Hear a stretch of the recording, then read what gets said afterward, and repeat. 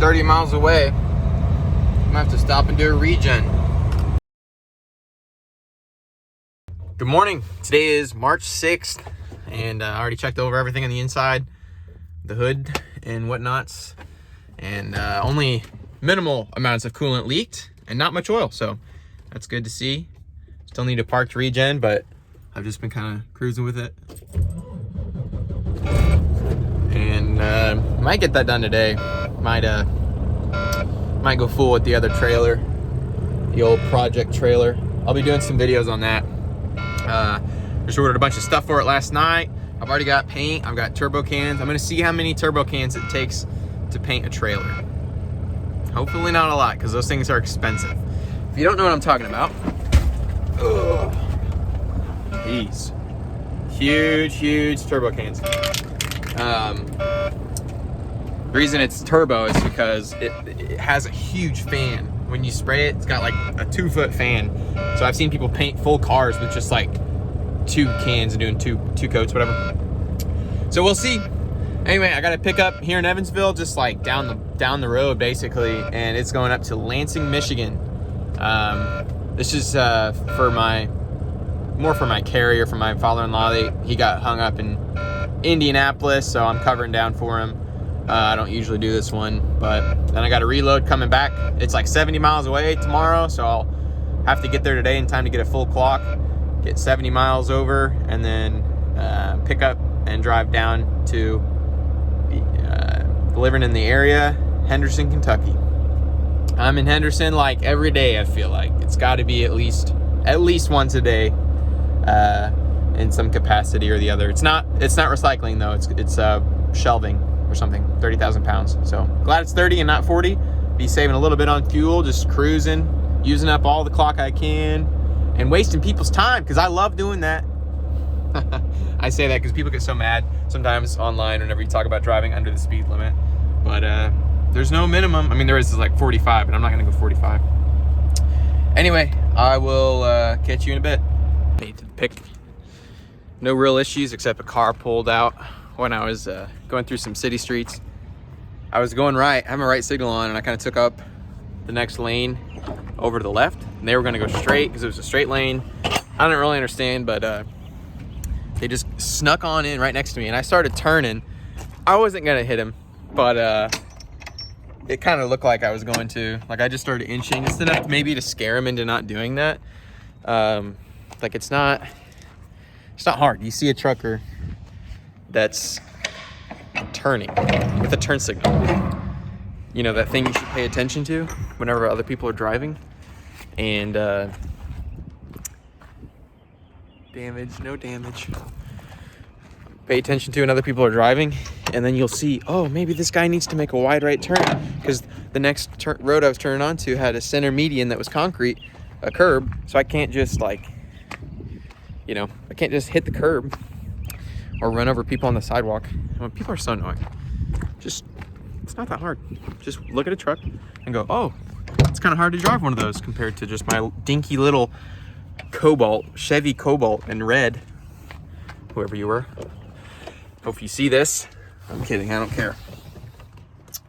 But I'm gonna do another GoPro of backing in. Seems like when I've been filming the GoPro of me backing in, I always get nervous or something, and I always mess up. But you can tell when I back in at the beginning of the day, it's pretty good. When I back in at the end of the day, I'm like, anyway. All right, I'll shoot you over to the back end, and if anything crazy happens, I'll show you. If not, you might see me next when I get back in the truck to head out later this afternoon.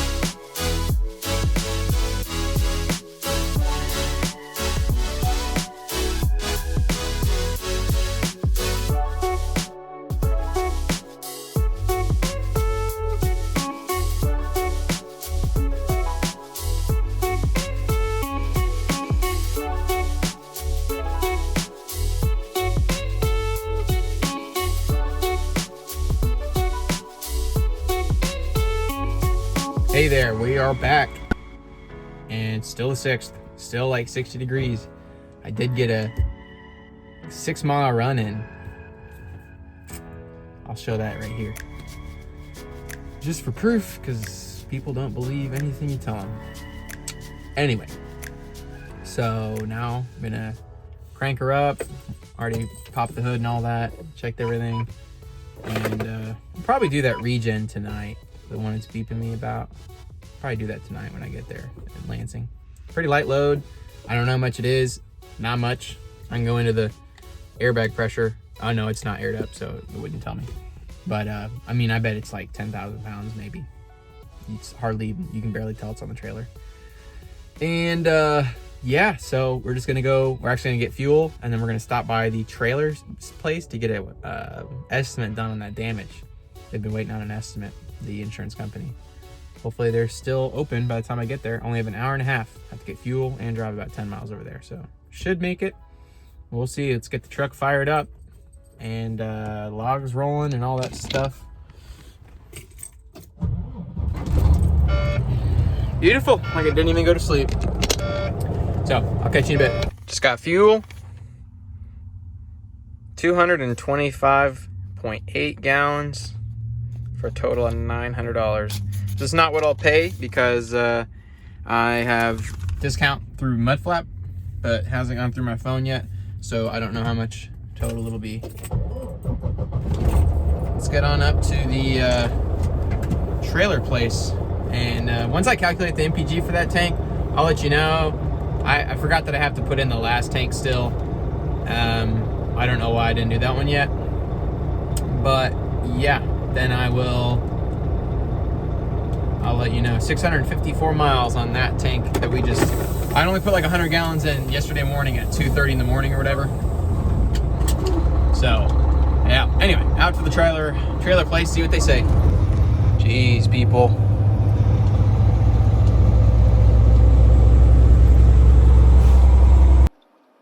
I just got out of the insurance place and I'm headed out. Or not the insurance place, trailer repair place. And he was saying it's going to be somewhere between $2,500 and $3,500. So we'll see if the insurance has an issue with that. That's with only a section of the rub rail on the side. Just getting patched, basically. Which, that's all I'd need. And then he's like, yeah, well, watch out for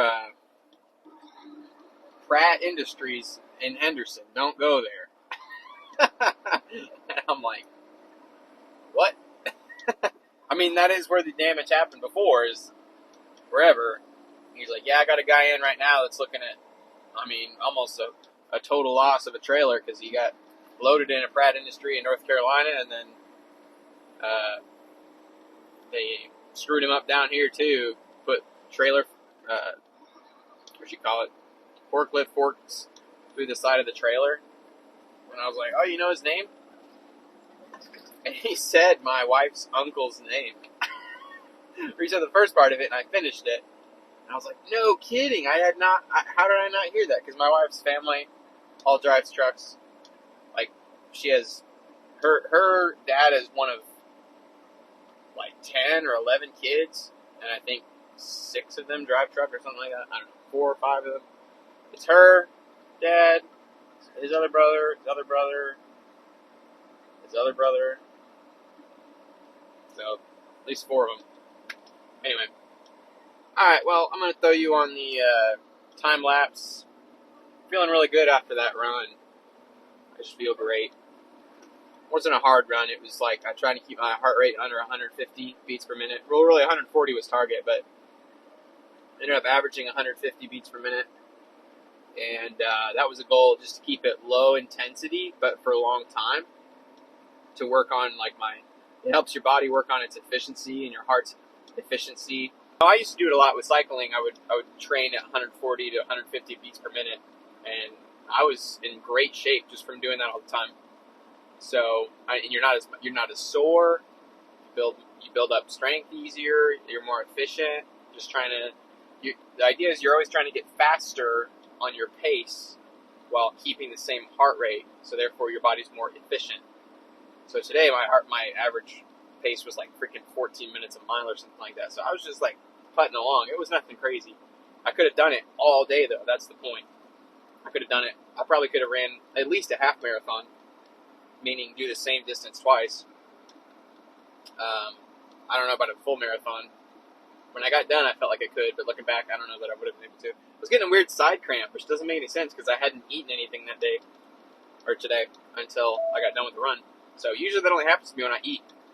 Anyway, I'm rambling, so catch you on this time lapse here. This is going to be a hefty time lapse because unless I stop somewhere, I'm about to get on I-69, Interstate 69, and when I get off of Interstate 69, it'll be like a half mile to my destination. So it's just straight up Indiana and all through and into Michigan.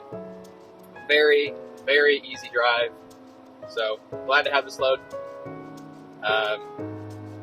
Anyway, see you right now on the time lapse. Uh-oh, here we go.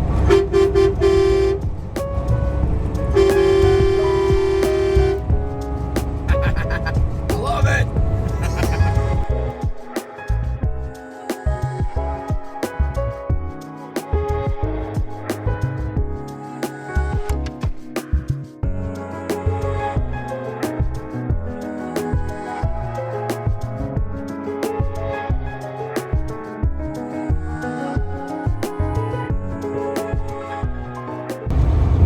Well, looks like 30 miles away. I'm gonna have to stop and do a regen. Interesting. Great.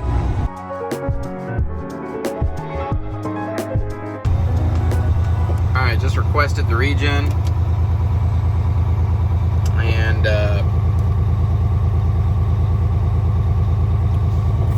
I think it's starting there because it's about 1100 RPM.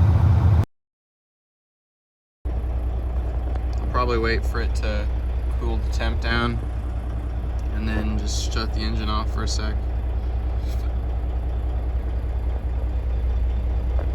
Let's check the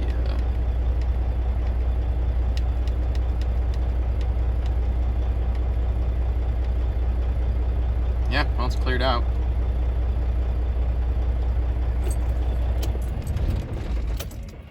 Let's see if she starts.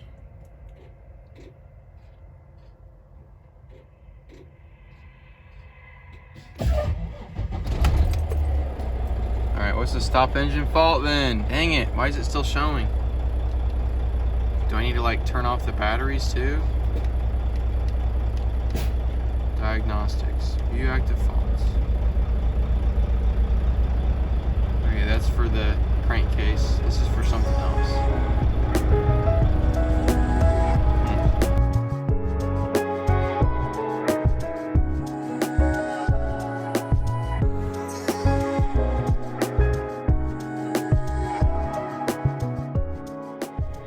Here we are. Man, it really wore me out sitting there doing that regen. I was already kind of tired before that. I sat there for, I don't know how long, too long. So I'm ready to hit the bed. I want to talk. I don't know how long today's video was, but yeah. If this is the end, thank you for watching. Hope to see you on tomorrow's. Hopefully tomorrow goes a lot easier.